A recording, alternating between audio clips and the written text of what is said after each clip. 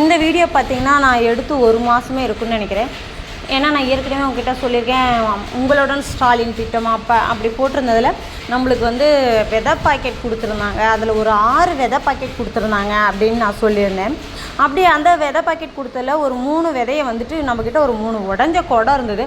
அவங்களுக்கும் ரொம்ப ரச்சிக்கும் கோகுலுக்கும் ரொம்ப ஆர்வம், அம்மா நம்ம விதை போட்டு நாமளும் வளர வைக்கலாம் செடியை அப்படின்ட்டு அவ்வளோ ஒரு ஆர்வம்.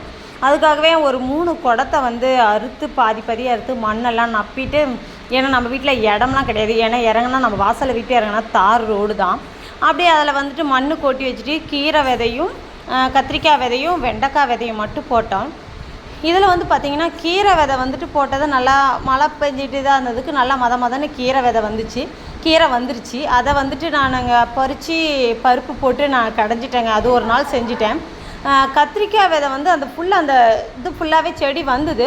அதெல்லாம் ஏன்னா ஒரே இதில் ஒரு குடத்தில் ஒரு செடி இருந்தால் தான், 1 2 இருந்தால் தான் நல்லா வேர் பிடிச்சி காய் வரும், பெருசாகவும் செடியும் அப்படின்னு சொல்லியிருந்தாங்க.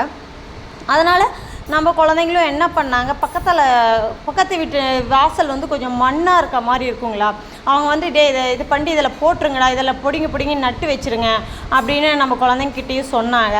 சரி அப்படின்ட்டு அவங்களும் அந்த இடமெல்லாம் கொஞ்சம் க்ளீன் பண்ணிவிட்டு அந்த கத்திரிக்காய் செடி வெண்டைக்காய் செடியும் ஒவ்வொன்று பறித்து அங்கங்கே எல்லாம் நட்டு வச்சுட்டாங்க. அவ்வளோதாங்க. நம்ம குழந்தைங்களோட இந்த வேலை பிடிச்சிருந்தா லைக் பண்ணுங்கள், ஷேர் பண்ணுங்கள், நம்ம சேனல் அப்படியே சப்ஸ்கிரைப் பண்ணுங்கள். தேங்க்யூ.